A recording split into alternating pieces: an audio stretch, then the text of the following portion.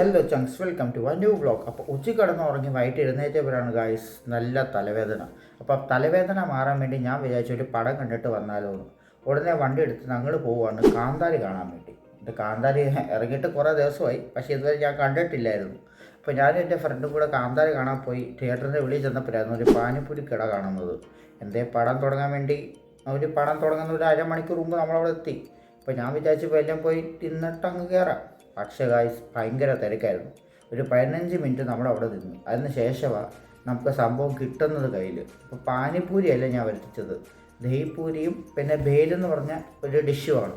അപ്പം ഈ കാണുന്നതാണ് ഭേല്. ഇത് മമ്പറയും പിന്നെ മമ്പറ നാട്ടിൽ പറയുന്നത് എന്താണെന്ന് എനിക്കറിയാം, മലരാന്ന് തോന്നുന്നു. അപ്പോൾ അതും പിന്നെ എന്താ ഉള്ളിയും കുറേ മധുരമുള്ള ചട്നിയും അതൊക്കെ ഇട്ട് ഉണ്ടാക്കി തരുന്നത് സാധാ ഡിഷാണ്. പിന്നെ രണ്ടാമതായിട്ട് വരുത്തിച്ചത് ദഹിപൂരി. ഇത് ബേസിക്കലി എനിക്ക് ഭയങ്കര ഇഷ്ടമാണ് കേട്ടോ. ഇതിൻ്റെ ടേസ്റ്റും ഫ്ലേവറൊക്കെ എനിക്ക് നല്ല ഇഷ്ടമാണ്. അപ്പം ഇതാണ് 2 ഡിഷുകൾ ഞാൻ വരുത്തിച്ചത്. ഞാൻ ടേസ്റ്റ് ചെയ്ത് നോക്കി ഗായ്സ്. ഇവിടുത്തെ ഞാൻ ഇതുവരെ തിന്നിട്ടില്ലായിരുന്നു. സത്യം പറഞ്ഞാൽ നല്ല അടിപൊളി ടേസ്റ്റ് ഉണ്ട് ദഹിപൂരിക്ക്. എനിക്ക് ഭയങ്കരമായിട്ട് ഇഷ്ടപ്പെട്ട്. ആ പൂരി തന്നെ ഉണ്ടാക്കി എനിക്ക് തോന്നുന്നു നമ്മുടെ റവ വെച്ചാന്ന് തോന്നുന്നു ആ പൂരി ഉണ്ടാക്കിയേക്കുന്നത്. അത് കാരണം പൂരിക്ക് തന്നെ പ്രത്യേക ടേസ്റ്റ് ഉണ്ട്. നമ്മുടെ സാധാരണ പാലപ്പൂരി തിന്നുമ്പോൾ ഉള്ള ടേസ്റ്റ് ഒന്നും ഇല്ലായിരുന്നു അതിന്. അത് കഴിഞ്ഞിട്ട് ഞാൻ പിന്നെ അവന് കൊടുത്തു. കാരണം ഞാൻ തിന്നാൻ തുടങ്ങിയാൽ പിന്നെ അത് തിന്നും, കാരണം അത്രയ്ക്ക് ടേസ്റ്റായിരുന്നു അതിന്. പിന്നെ എൻ്റെ ഫ്രണ്ടിൻ്റെ കൂടെ ഇച്ചിരി കൊടുത്തു, ആകാശത്തിൻ്റെ കൂടെ ഇച്ചിരി കൊടുത്തു. അപ്പം അവനും ഇഷ്ടപ്പെട്ടു.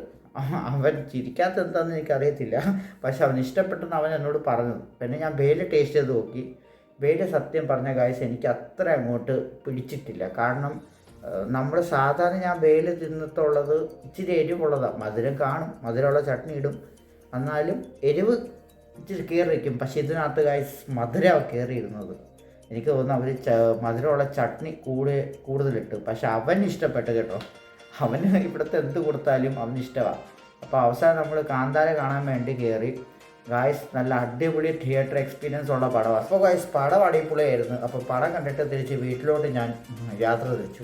വീട്ടിലോട്ടല്ല, ഒന്ന് കറങ്ങിയിട്ടൊക്കെ രാത്രിയിലത്തേക്കുള്ളൂ വീട്ടിലേക്ക്. അപ്പോൾ ഇന്നത്തേക്ക് ഇത്ര മാത്രമേ ഉള്ളൂ. This is Mayavi signing off.